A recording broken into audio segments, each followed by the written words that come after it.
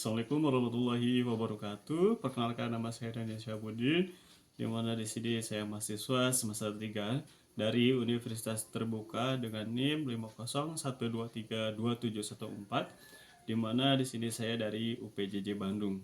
Di sini saya izin menanggapi diskusi 9 ini dari mata kuliah Studi Komparatif Pendidikan Dasar di berbagai negara. Oke, memasuki pada pertanyaan pertama. Menurut Anda, apakah masalah pendidikan di negara maju dalam artikel ilmiah materi pengayaan sesi 9.1 yang berjudul Recent Trend in Measure to Correct Educational Inequalities in OECD tersebut juga Anda rasakan di lingkungan sekolah Anda?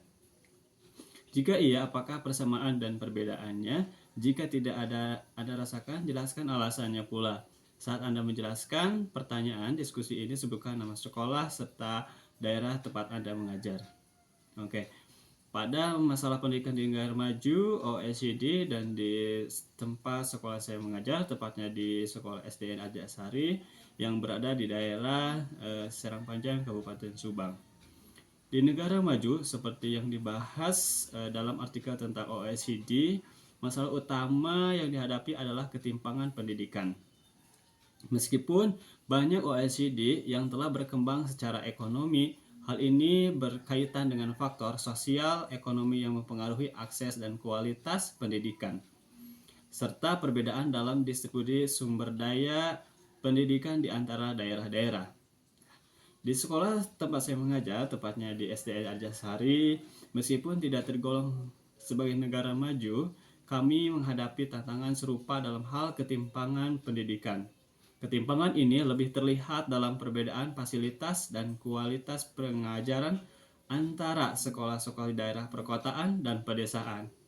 Siswa di SDN Arjasari yang terletak di daerah Arjasari seringkali terhambat oleh keterbatasan fasilitas, teknologi, dan pendanaan pendidikan yang kurang memadai, sehingga mempengaruhi kesempatan belajar mereka.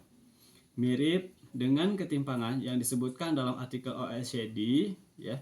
Namun perbedaannya adalah di negara maju masalah ini sering dipengaruhi oleh kebijakan pendidikan yang lebih sistematis dan dukungan finansial yang lebih besar.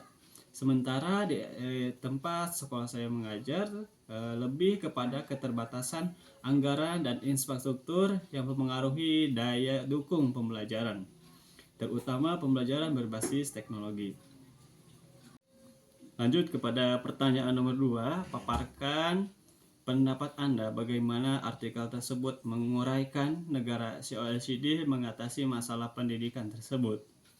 Jelaskan pula bagaimana keterkaitan isi artikel dengan materi modul 7 dari BMP MPDR 5302, Studi Komparatif Pendidikan Dasar di berbagai negara.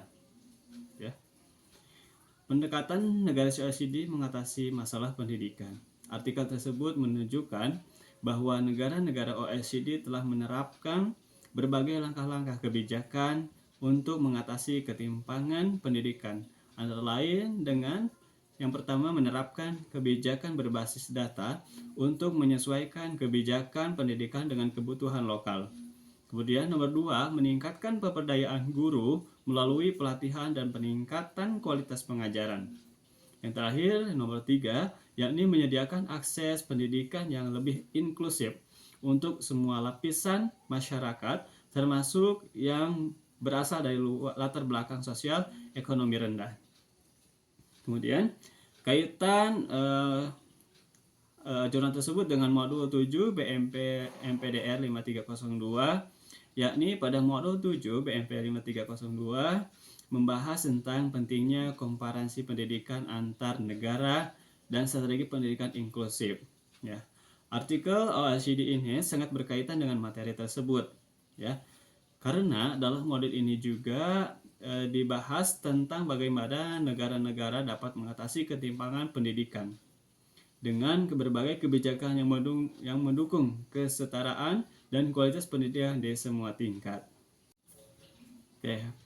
Pada pertanyaan nomor 3, silahkan Anda uraikan bagaimana sistem pendidikan di Jepang.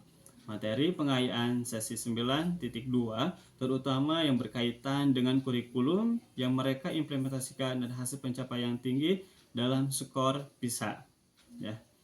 Sistem pendidikan di Jepang dan pencapaian tinggi dalam skor PISA ya, terkenal dengan kurikulum yang berfokus pada pengembangan nilai moral, disiplin, dan kerjasama.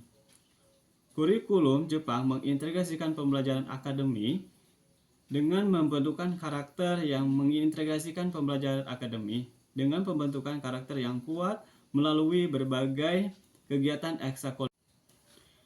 Pencapaian tinggi Jepang dalam skor PISA, Program for International Student Assessment, dapat dihubungkan dengan berbagai faktor. Yang pertama, kurikulum yang menyeluruh yang menekankan pembelajaran konseptual dan keterampilan berpikir kritis, tidak hanya menghafal materi. Kemudian, sistem evaluasi yang kuat yang memastikan kualitas pengajaran dan pemahaman yang mendalam pada siswa. Kemudian, nomor terakhir, partisipasi aktif orang tua dan masyarakat dalam mendukung pendidikan siswa. Oke, kesimpulan pada pertemuan sesi 9 ini, masalah ketimpangan pendidikan tidak hanya terjadi di negara berkembang seperti di Indonesia, ya, tetapi juga di negara-negara maju anggota OECD.